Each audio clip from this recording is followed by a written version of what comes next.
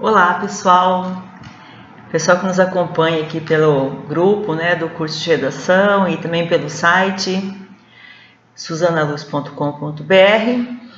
Esse final de semana eu recebi vários telefonemas, e mensagens. Não é porque era meu aniversário não, tá? É porque teve gente revoltada por conta do tema do simulado da turma avançada. Revoltada, avançada, e teve aluno que ficou desolado, para rimar desolada, turma desolada, Eu pedi para os alunos falarem apenas, então somente, sobre um tema bastante recorrente na mídia, que é a questão da delação premiada. Olha, teve uma grande confusão, Teve gente que mostrou claramente que nunca leu sobre o tema, ouviu falar, mas não se aprofundou. Para esses, eu fui boazinho o suficiente e coloquei textos de apoio que explicavam, o que era a delação premiada. Então, estou lendo, tá? É um acordo em que o juiz propõe ao réu acusado de um crime, em que para que ele detalhe um crime, dizendo quem está mais envolvido e trazendo outras informações importantes. Em troca, ele pode, não é que ele vai receber, mas ele pode receber benefícios, como uma diferenciação de pena. Então, ao invés de ser uma pena só de regime fechado, ser uma pena de regime semiaberto, ou a diminuição da pena, ou de repente não ficar aprisionado nesse lugar, mas em um outro. Então, isso que é a delação premiada.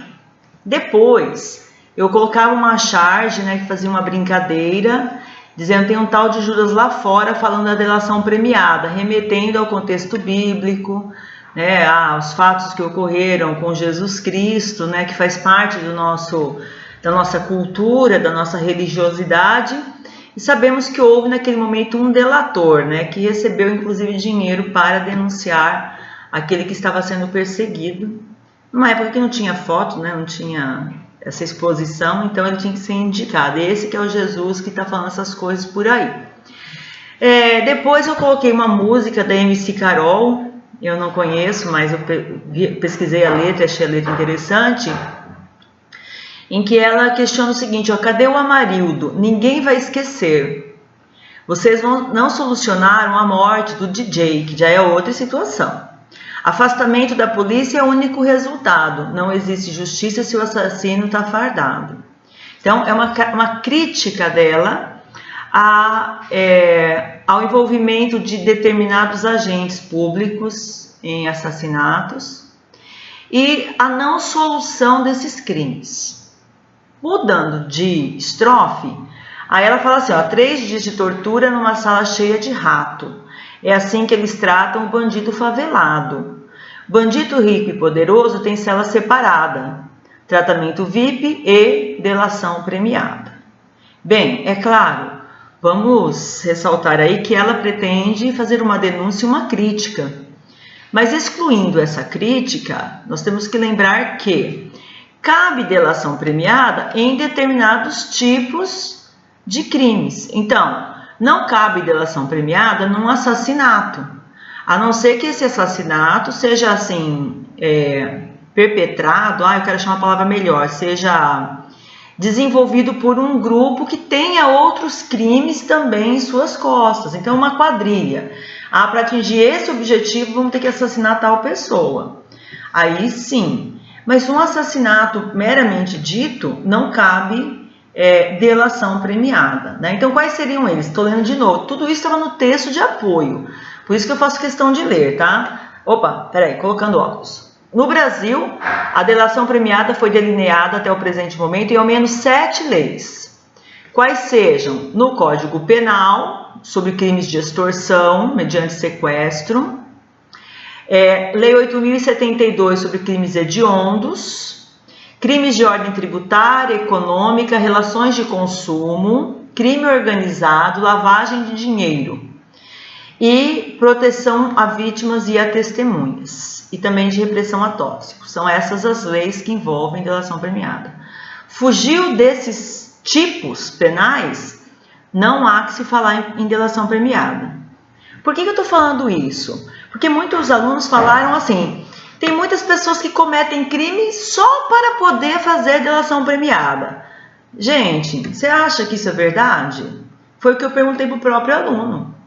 Ah, então eu estou aqui, eu estou doida para ter uma entrevista com um juiz penal, né? Aí eu cometo um crime contando que eu vou ter os benefícios da delação premiada. Não é bem assim que as coisas acontecem.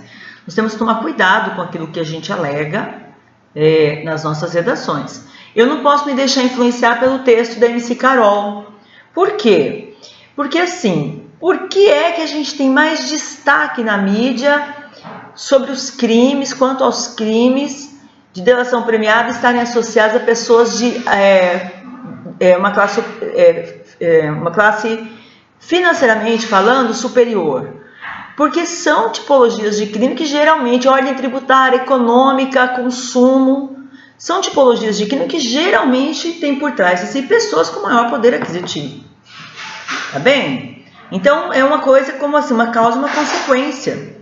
Não é assim apenas, vai ter delação premiada quem for rico. Não, vai ter delação premiada quem estiver envolvido em crimes que tem laranjas, que tem pessoas infiltradas em bancos, em agenciadoras, em tudo mais, como agenciadores e tudo mais, tá bem? Então, é assim, muito genérico dizer, é só gente rica que tem delação premiada. Não é bem isso, tá?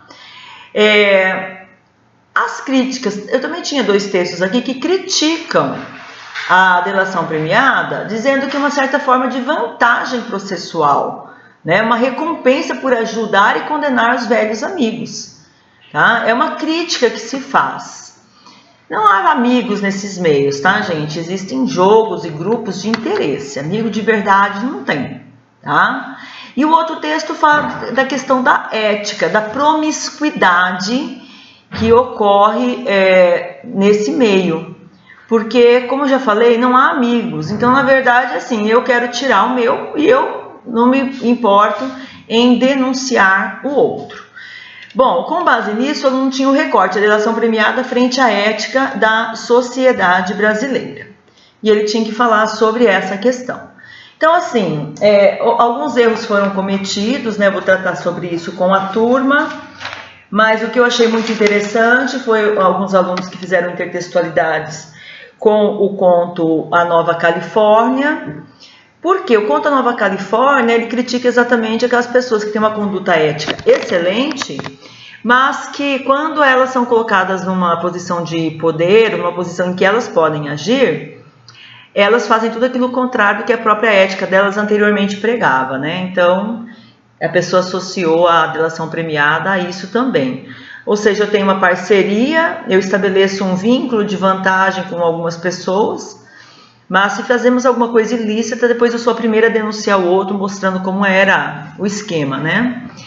O outro aluno também falou sobre Silvério dos Reis, reportou um momento histórico interessante e que também acabou atuando de uma forma legal dentro do texto. Nós não podemos esquecer disso. Às vezes os alunos fazem umas intertextualidades que não tem nada a ver com o que propõe a questão, né? Aí fica ali forçando, né, a relação e não tem essa relação. Então, por favor, não forcem relações, porque isso não vai dar certo.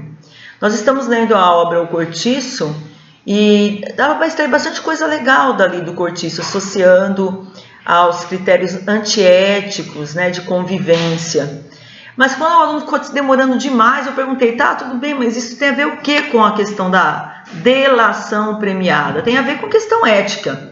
Então não se demore tanto, faça só uma referência ali entre questão ética, o João Romão faltou com ética ao denunciar a Bertoleza quando ela já não era interessante para ele. Ótimo, é verdade. Só que você não vai ficar ali 8 linhas falando sobre isso, porque isso é evidentemente aquele momento em que o aluno está esperneando, não tem mais o que dizer e fica fazendo aquelas relações ali, né?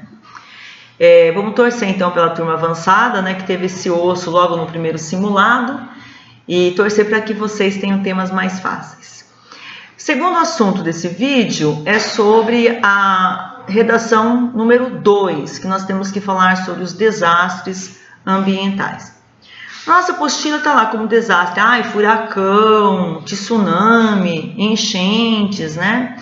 A enchente, ela é natural à medida que ela é decorrente de um processo natural que são as chuvas.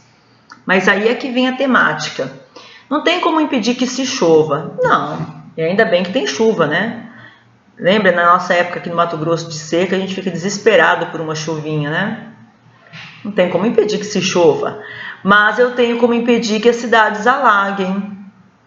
Eu não tenho como impedir que haja, de repente, depois de uma tromba d'água daquele jeito lá que de vez em quando acontece em São Paulo, eu não tenho como impedir que haja, eventualmente, alagamentos. Mas eu tenho que colocar a defesa civil no socorro a pessoas que estão ilhadas, a pessoas que estão trancadas dentro de carros, a pessoas que correm risco de afogamento, né? Então o tema gira em torno disso, ações e omissões do ser humano, né? Naquelas regiões que tem tsunami, o que se faz? Se coloca um aviso sonoro e visual para indicar que vem o tsunami, né? Após isso, vem a defesa civil, vem bombeiro, vem policiais. Aqui no Brasil acontece uma catástrofe e fica lá o rastro daquela catástrofe por meses a fio. Então o tema é esse, são as ações, né, previamente falando, que nós devemos tomar na prevenção de maiores catástrofes quando ocorrem os desastres naturais. Agora, eu fico chocada quando alguém me liga e pergunta para mim, Zika, chikungunya, AIDS, são desastres naturais? Olha, eu posso até dizer assim, são desastres, metaforicamente falando, né, que envolvem saúde. Mas olhem os textos de apoio. Os textos de apoio tem lá desenho de furacão, desenho de tsunami, desenho de enchente.